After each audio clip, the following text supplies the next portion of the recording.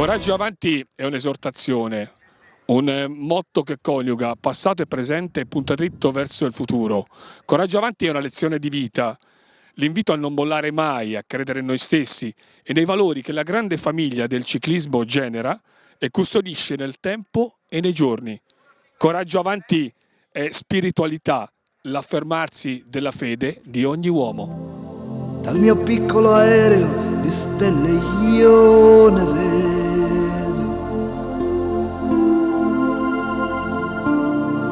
Seguo i loro segnali e mostro le mie insegne.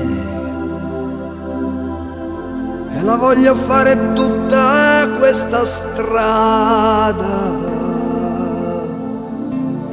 fino al punto esatto in cui si spegne.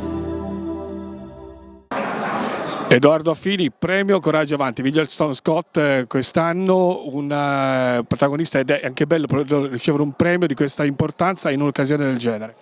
Sì, sicuramente è un bel premio ed è molto bello essere qua, anche perché io sono venuto qua già nel 2014 da Juniores, quindi è un po' un ritorno, no, diciamo, e sono molto contento di essere stato selezionato come vincitore di questo prestigioso premio. È una gratificazione di un lavoro, quello che ti riguarda in prima persona, su una disciplina che è tenuta un po' in disparte, almeno fino adesso, e il movimento italiano invece si sta facendo tanto per valorizzare la crono, della quale sei un esponente di grande importanza. Sì, adesso si parla tanto di multidisciplinarietà e un po' diversi si dimenticano che c'è anche la cronometro, no? Diciamo che non è che sia proprio una disciplina a sé stante, però un po' negli ultimi anni in Italia si è un po' persa e invece adesso siamo un po' ritornati, no? Anche con Ganna sicuramente ha fatto una stagione esaltante dal punto di vista poi della cronometro e ci sono anche tanti juniores e under 23 che possono far bene. Ecco, tu parli proprio di Ganna, i giorni fa c'è stata la consegna del Giglio d'Oro, Vittorio Algeri era ospite, ha parlato di te come un nuovo Ganna.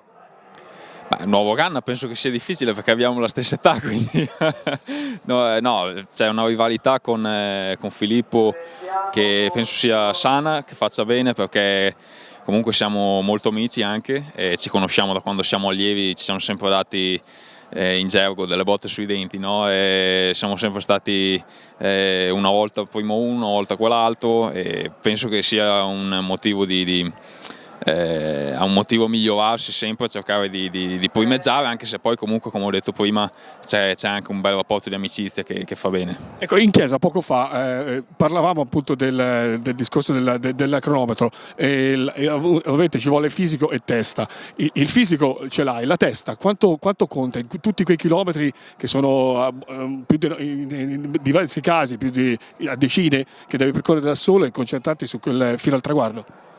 Sì, la testa fa davvero tanto perché a volte quando magari le gambe, quindi i muscoli sono un po' stanchi, la testa può fare veramente tanto la differenza quando riesci a tenere duro quei minuti in più che magari possono portarti a un bel risultato. È una cosa che si allena anche quella durante appunto l'allenamento e il fatto di cercare di farne il più possibile e ogni volta cercare di partire con l'attitudine per far bene penso che sia importante. Il tuo 2020? Il mio 2020 cercherò di confermare quanto di buono ho fatto quest'anno e ovviamente perché no migliorarsi e continuare il mio percorso di crescita. Sofia Collinelli, titolo del mondiale quest'anno, un cognome quasi una garanzia. Sì, quest'anno è stato per me un anno eccezionale e mi segue mio babbo Andrea Collinelli e sono stata molto contenta di quest'anno. Consigli da papà? Beh, mio babbo è con me da quando ho iniziato a correre in bici e per me è un punto fermo e un punto di forza. Qual è la caratteristica o il valore forse non è nemmeno un consiglio, però qualcosa che prendi proprio da papà? Sicuramente di non mollare mai, ogni volta che ho un dubbio, ogni volta che mi succede qualcosa che io non so, mi rivolgo a lui e lui sa rispondere a tutte le mie domande e ai miei dubbi. Forse qui il luogo migliore, Coraggio e Avanti, incita, esorta ad un futuro ancora più radioso. Sì, speriamo bene, non ero mai venuta qui, sono molto contenta di partecipare con questi grandi del ciclismo, sono molto onorata di essere qui. Gabriele Benedetti da Montemarciano, arrivi dalla Mastro Marco, campione toscano, un premio Coraggio Avanti con una particolarità quest'anno perché è legato al ricordo di Giovanni Iannelli. Beh sì, innanzitutto sono onorato di essere qui tra questi grandi campioni, è sempre una grande soddisfazione essere qui insomma. E questo premio è dedicato a Giovanni Iannelli, che era un corridore come noi, e io lo conoscevo bene, è stata davvero una disgrazia per me, e sono vicino a tutta la famiglia e lui sarà sempre con noi in gruppo. E un 2019 diciamo buono per me. Bacchereto, se non sbaglio, è il campionato toscano, giusto? No, a Castelferentino era cambiato. No, sì, Bacchereto, giusto? Ha sbagliato prima Mannori, ho vinto a Figli di Prato. A Figli di Prato, sì. E niente, insomma, 2 vittorie e spero la prossima stagione vada ancora meglio. Il 2020, allora, ti auguro un 2020 ancora più bello. Beh, grazie mille, lo spero lo sia perché sono una squadra Continental, il vivaio della De Coni Quick Step, e insomma è un trampolino di lancio per il professionismo. Hai un obiettivo particolare per l'anno prossimo? Sì, sarebbe il Giro d'Italia Under 23, che l'anno scorso non ho potuto farlo per via della scuola, ma quest'anno lo preparerò con determinazione e spero di far bene. Edoardo Cipollini, esordiente, secondo anno, premio Coraggio e Avanti, una tradizione di famiglia che è obbligo che si rinnovi. Sì, una tradizione, anche mio padre è venuto qui per tanti anni, quest'oggi non è potuto essere qui perché è malato, e comunque grande soddisfazione essere premiato qui con grandissimi campioni come Moser, Zaronni e altri campioni, e grandissima emozione. Ti hanno detto qualcosa papà e zio prima di venire qua? Mio padre sicuramente è molto dispiaciuto, comunque è contento per me che ho avuto la possibilità anche solo di vedere campioni di questo calibro, e comunque anche lui era emozionato. Che stagione è stata quest'anno? Quest'anno è stata una bella stagione, caratterizzata però da meno vittorie dell'anno scorso, anche comunque perché mio padre a febbraio ha avuto un trapianto di cuore durante la preparazione per la nuova stagione, e diciamo che è mancato anche un suo aiuto, perché diciamo è lui il mio preparatore principale. Comunque è una stagione ottima con 7 vittorie e un campionato toscano. Accidenti, l'anno prossimo che cosa ti aspetti? L'anno prossimo uno scalino molto importante, perché si passa allievi, che saranno quelli più grandi di me, e quindi sarà ancora più difficile, però io mi farò trovare pronto. La grinta c'è? Sì, a me la grinta non basta, quindi cerco sempre di dare il massimo di me anche il prossimo anno. Lo so che non basta la grinta, ci vogliono le gambe, ci vuole la testa, ci vogliono tante altre qualità, però credo sono tutte concentrate, anche nel cognome che porti soprattutto. Sì, comunque anche un cognome importante, perché vabbè, come sapete mio zio è stato campione del mondo, quindi a volte c'è un po' di pressione, però a me non mi dà particolarmente noia. Franco Bitossi alla Castellina, quasi un obbligo esserci per continuare la tradizione della Filotex, alla quale sei legatissimo e hai firmato delle pagine importantissime. Io con pochi altri, insomma, siamo stati quelli fortunati a essere presenti quando è nato questo gruppo sportivo intitolato dalla Filotex. Quindi siamo, diciamo, quelli antemarcia. Una volta diceva un giornalista, io bitossiano antemarcia, no? Voglio dire, ero già prima, no? Quando ho cominciato a vincere. E niente, qua c'è ormai abitudine di ritrovarsi qua tutti gli anni, a ricordare un po' quello che era passato, e poi a mettere in luce le nuove promesse di ciclismo, dare alcuni premi perché se li meritavano, e poi pranzo, insomma è un bel ritrovo. Che bello poter continuare una tradizione che ormai è nata tantissimi anni fa, ora il premio alla 16ª volta, però per quanto riguarda la Filotex, e poi l'idea di padre Agostino Bartolini è un'idea di più di 50 anni fa. Sì, infatti si parla di 50 anni, e quindi è diventata una tradizione, insomma, in cui non possiamo mancare. Mancheranno soltanto quelli che via via tutti gli anni, mancheremo quelli che un anno dopo un anno vengano a mancare, ma quelli che ancora vivono sono presenti a questo ritrovo. Che cosa ne ricordi della figura di Agostino Bartolini? Beh, era un uomo tranquillo, un uomo generoso, parlava con calma e quindi che dava quella spiritualità in cui c'è bisogno nell'essere umano. E nella corsa, nel ciclismo, una figura del genere?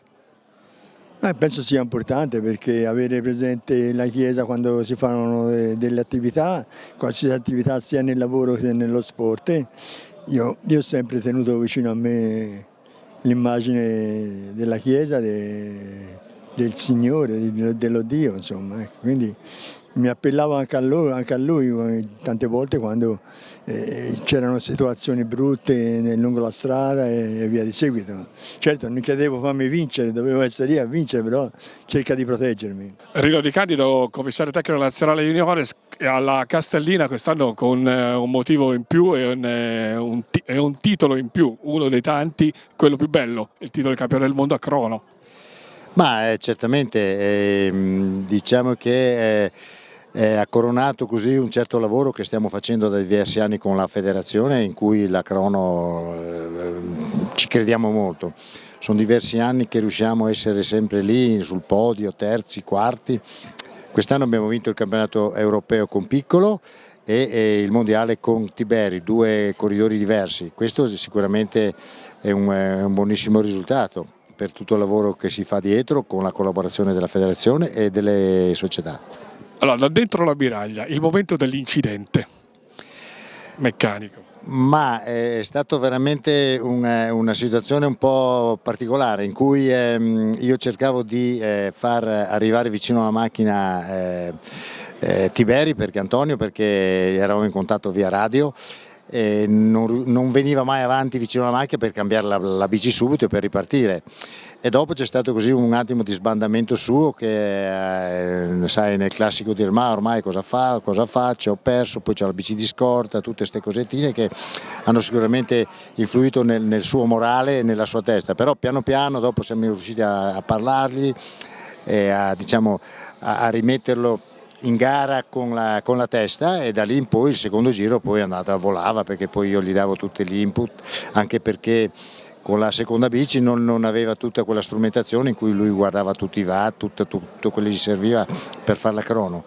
E sai, quando ti senti uno che te lo dice per radio, pensi che sia vero, ma non sei totalmente sicuro, finché a un certo punto gli ho detto allora da adesso in poi non ti parlo più, fai come vuoi se non mi credi, e da lì in poi ha cominciato effettivamente a crederci e andare forte, veramente ha fatto un finale veramente eccezionale che c'è da ratto, che era preparato molto molto bene. Ecco Rino, in una circostanza del genere ci vuole più calma serafica, self control o rabbia? Ma ci vuole un po' tutto questo, ci vuole calma nell'attimo in cui ti approcci a cambiare la bici, a farlo tranquillizzarlo, e poi in certi momenti in cui lui si abbatte ci vuole rabbia e cattiveria per farlo riprendere quello che era veramente il suo ruolo e la sua potenzialità. E la stagione 2020 degli juniores come te la immagini? Ma abbiamo l'europeo in Italia a Trento, un percorso bellissimo, e poi il mondiale lì in Svizzera, Aigle. Io penso che abbiamo sicuramente una nazionale da poter competere anche quest'anno e fare veramente dei buoni risultati. E lo incrociamo le dita. Effettivamente sì, speriamo un bene, grazie. Questo posto potrebbe portare fortuna. Ma sì, certamente la Castellina è sempre stata tra l'altro abbiamo fatto un raduno alla Castellina, che c'era ancora vivo come si chiama, il commissario tecnico, e pertanto sicuramente ci porterà fortuna. Faustino Coppi alla Castellina in un anno speciale, il centenario della nascita di papà e poi per celebrare un grandissimo uomo. Eh sì, è un anno particolare perché è un anno di celebrazioni con il centenario, questo ricordo che era già forte, ma quest'anno è particolarmente vivo, quindi diverse manifestazioni, diversi inviti, è sempre un piacere, è sempre una dimostrazione di affetto di tutte le persone che se lo ricordano ancora come se fosse qua. E poi papà in questi valori, lo spirito di squadra, la forza, il coraggio e l'andare avanti, che poi il motto di questo convento le incarnava tutte, così come ha fatto Bartali. È vero, e non dimentichiamoci che erano altri tempi, forse questi valori erano ancora più sentiti, no? Si soffriva di più, non che oggi non si soffra andando in bicicletta, per la carità, però c'era un altro spirito, un altro modo forse di correre assieme alle persone, cioè si era rivali però alla fine erano molto uniti. Ecco, perché secondo te nel tempo questi valori si perdono? Ma non lo so, è cambiato tutto, non so se in bene o in peggio, però così pian piano vedi che ci si affeziona a delle cose così abbastanza effimere, no? Una volta i valori erano più veri, erano più sinceri, forse perché c'era meno e allora uno sentiva la mancanza se non aveva poco. Adesso si tenta di avere tutto e poi alla fine non hai niente. Forse è un po' è il mondo di oggi che impone questo ritmo infernale. Sì, è un continuo correre alla ricerca di qualcosa di più, ma non si riesce mai ad averlo lo stesso. Letizia Borghesi al premio Coraggio Avanti per festeggiare la tappa, l'unica donna vincente della tappa quest'anno al Giro Donne. Sì, quest'anno ho avuto l'opportunità di vivere questa grande emozione di essere riuscita a vincere una tappa al Giro Rosa. È stata una tappa molto dura, sono stata in fuga per 70 km e ho vinto al fotofinish in una volata 3 per veramente pochi millimetri. È stata veramente una bellissima emozione sia per me che per la mia famiglia e per tutta la squadra. E un'emozione aggiunta perché un'italiana non vinceva da 2 anni al Giro, quindi è stata una vittoria importante. Ecco, quell'arrivo di Carate Brianza, se tu dovessi rifotografarlo tipo una pellicola fotografica, che cosa ti ricordi degli ultimi, 500 metri? Gli ultimi 500 metri eravamo in una situazione di controllo, nessuno voleva più tirare e io ho detto questa occasione qua non posso perderla e così ho cercato di dare tutto fino alla fine e ci sono riuscita a spuntarla per veramente poco, quindi sono contentissima. Forse occasione migliore lì per dire coraggio avanti non c'era. Esatto, proprio la frase giusta. Padre Micol, priore generale dei Carmelitani d'Europa, ha officiato la Santa Messa qui al convento della Castellina. Ciclismo e fede, sport e religione, un binomio che può andare di pari passo. Ma questo certamente l'abbiamo visto oggi e fa parte certamente della fede, cioè vivere la fede nella vita quotidiana. Però pensare allo sport io credo che ci dà un elemento in più, perché lo sport per chi lo pratica parla di lavoro, dedizione, amore, passione e anche di fratellanza. Penso che questo l'abbiamo vissuto oggi.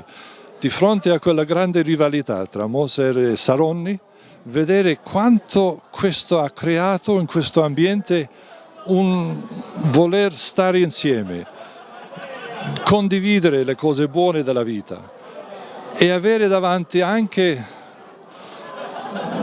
dei personaggi che hanno fatto di tutto, hanno combattuto con tutta la loro forza e oggi si ritrovano come amici con un messaggio molto bello per tutti noi oggi, quello di ammirare l'uno l'altro mentre gareggiavano l'uno contro l'altro.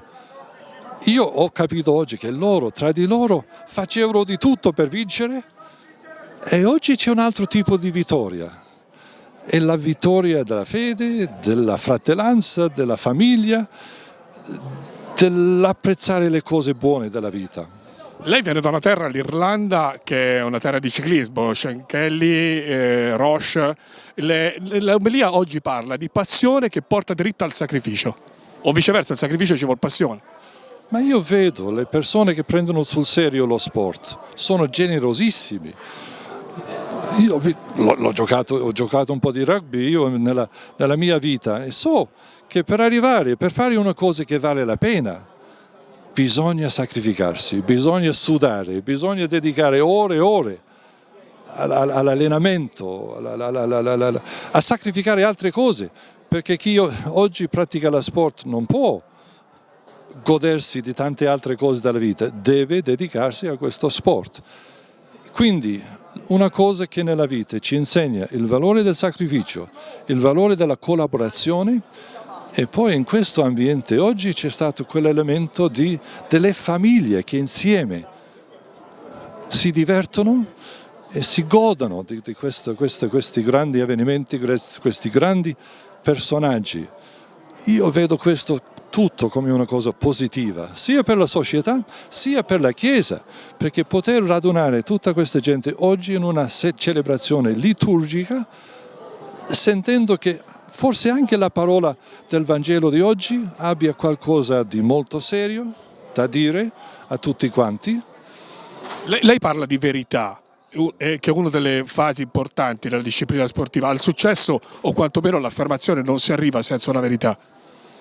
Sì, oggi ho cercato di soffermarci su quell'idea della verità, delle persone che giocano con la verità pur di guadagnare qualcosa, e quelli che lo prendono sul serio, la verità della vita, la verità della fede, la verità della famiglia e anche la verità dello sport.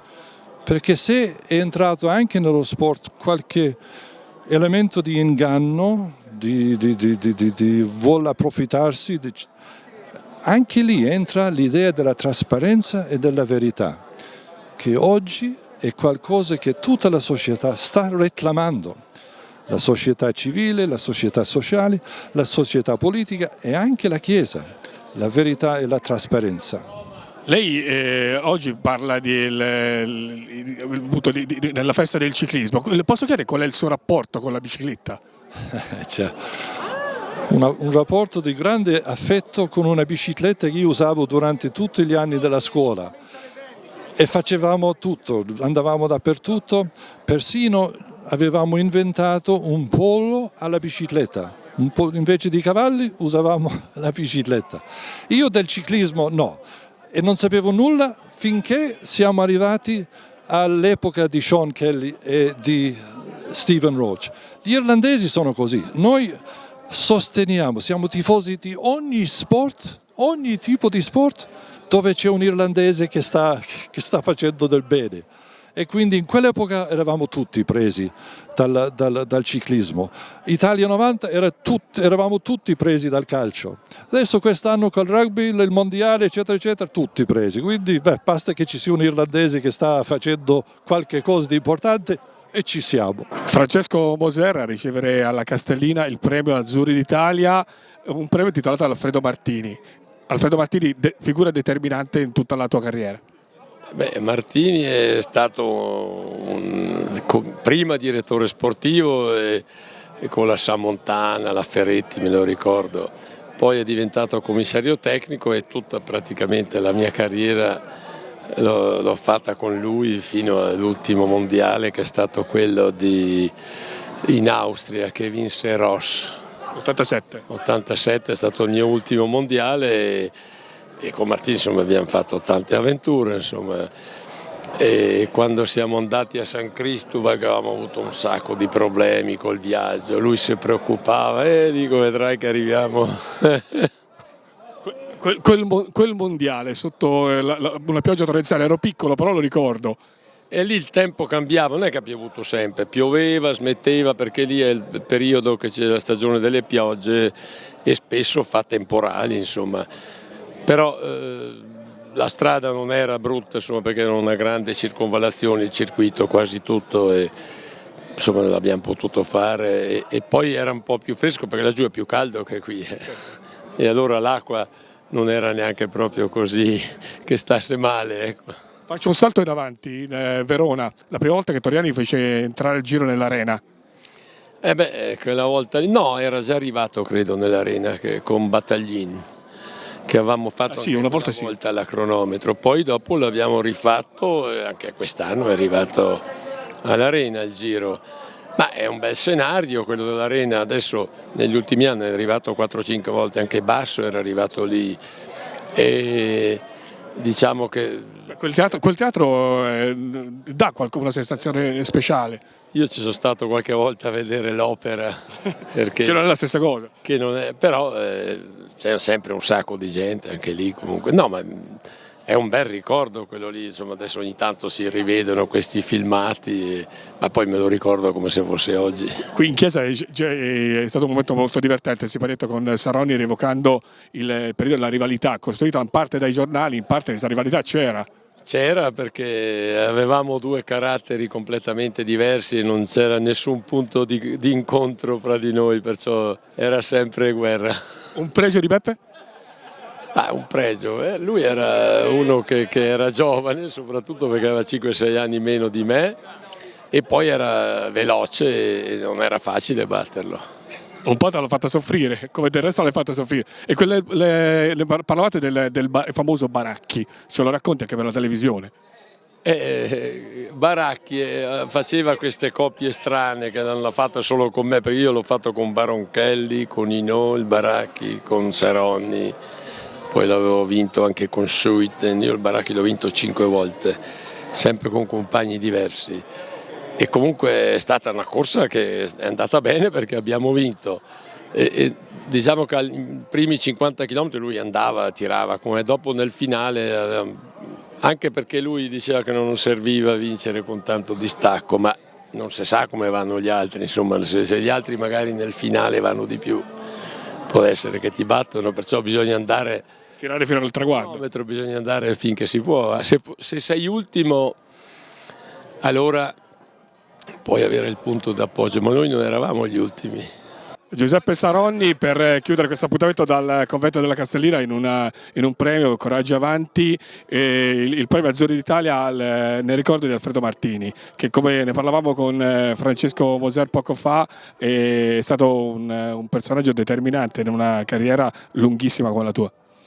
Direi di sì, per quanto riguarda la maglia azzurra, le squadre nazionali, i risultati poi che facevamo è stato certamente fondamentale, perché con la sua esperienza, con la sua moderazione, con la sua bellissima politica riusciva a tenerci tranquilli, a mandare le cose un po' anche come voleva, perché in realtà l'antagonismo allora era molto importante e quindi riuscire a indirizzare i mondiali nel modo giusto non era certamente facile.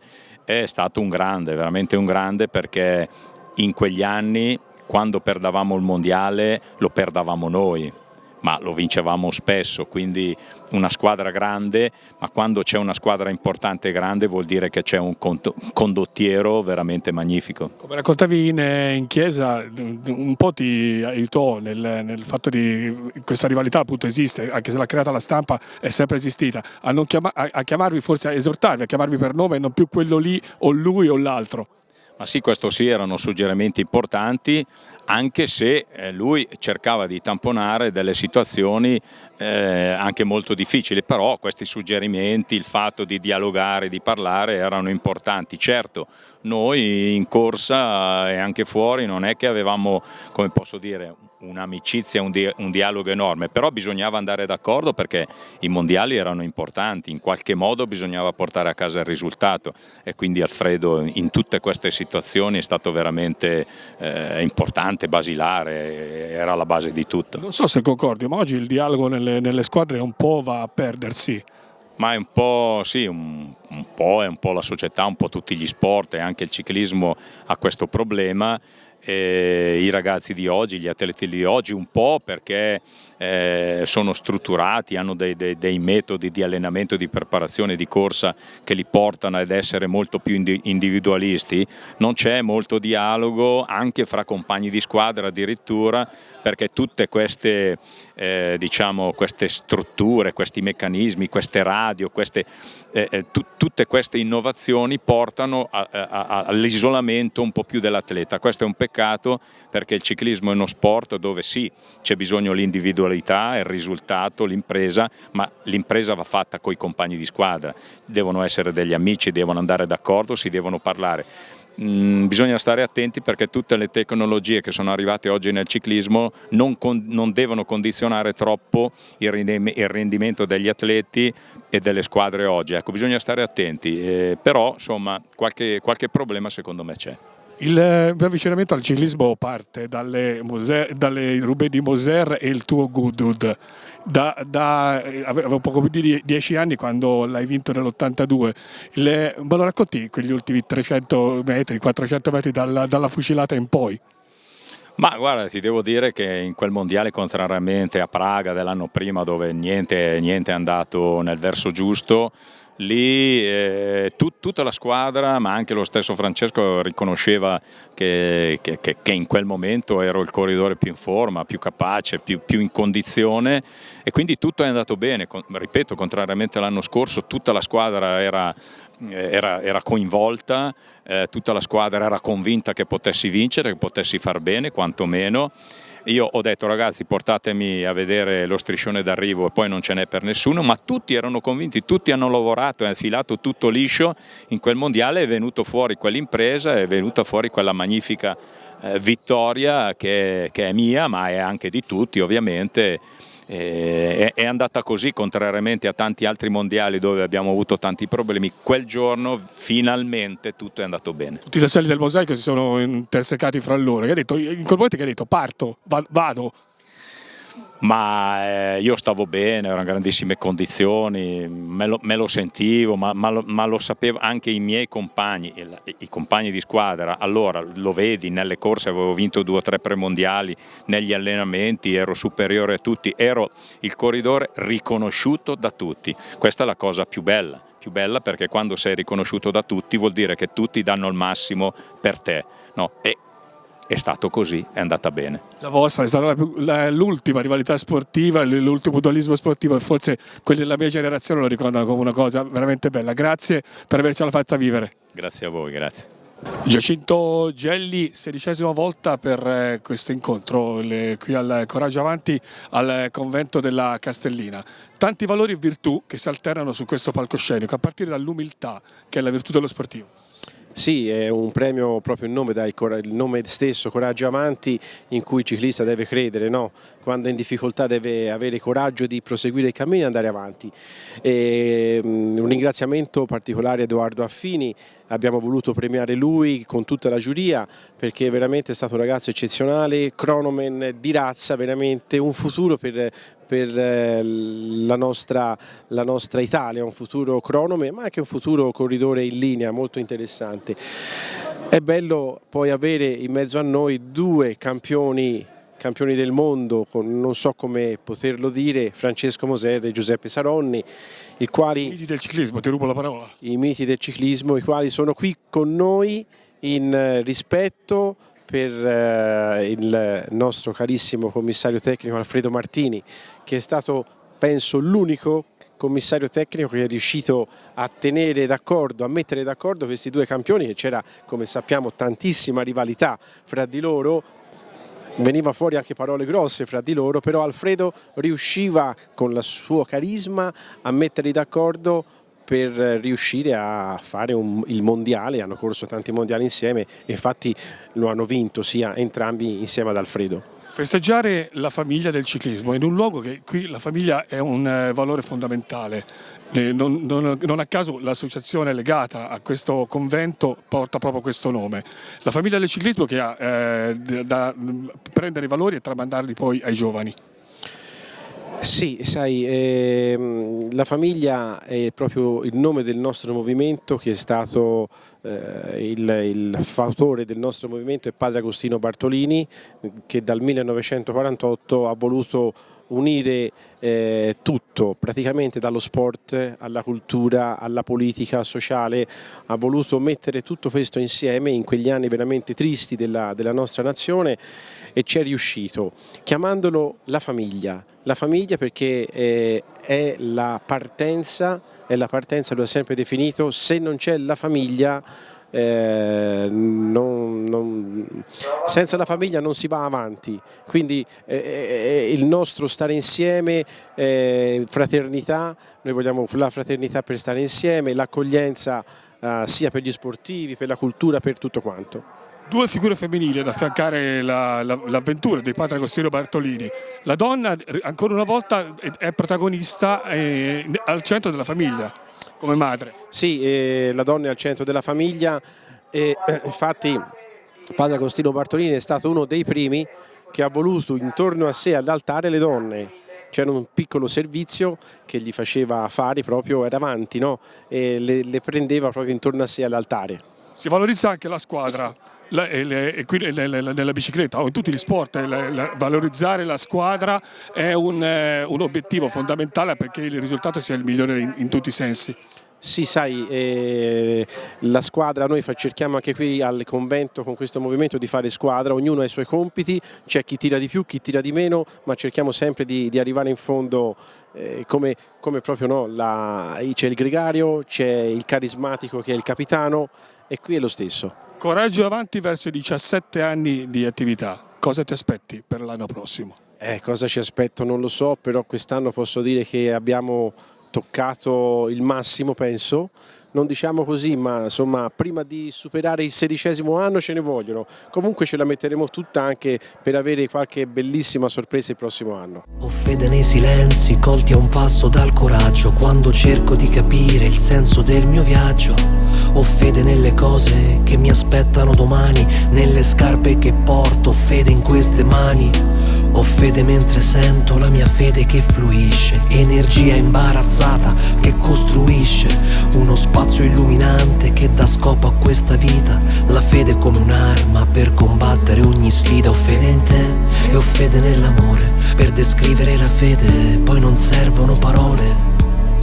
La fede è un conduttore fra un dubbio e questo immenso, quando il resto perde il senso. A un passo quello delle biglie è un gioco antico, concepito su valori eterni, su tutti la lealtà e l'amicizia. Eppure oggi c'è chi li considera passati di moda. Sotto quella cupolina di plastica trasparente si racchiudono il mito, il campione o il semplice gregario, figura indispensabile per raggiungere ogni tipo di traguardo. Allora, coraggio avanti, mai incitamento fu più congeniale per affrontare quei lunghi rettilini di sabbia dove non mancano le insidie e i trabocchetti, gli stessi della parabola della vita che lo sport e la fede sono capaci a superare se si compensano a vicenda e vanno alla ricerca dei valori positivi.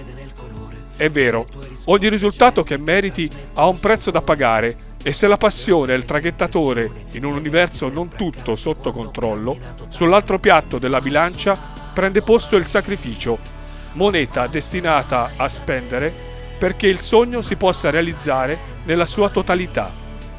Siamo continuamente alla ricerca di verità che nello sport, così come accade nella Chiesa, necessitano di essere svelate e non segregate per far sì che i danni non siano irrimediabili. Il nostro cammino, supportato dalla fede, ci permette di affrontare un lungo tratto di strada insieme. Siamo tutti cittadini di un mondo voluto e creato da Dio, quasi dovessimo disputare la corsa della vita e ogni salita da scalare si affronta insieme per renderla ancora più bella. Dono schiccherà le mie biglie colorate per farle rotolare lontano e vedo girare velocemente i miei campioni, supereroi in bicicletta, che costituiscono il ponte ideale tra passato e presente e puntano dritti verso il futuro. Ho bisogno di credere, ho bisogno di te, ho bisogno di credere,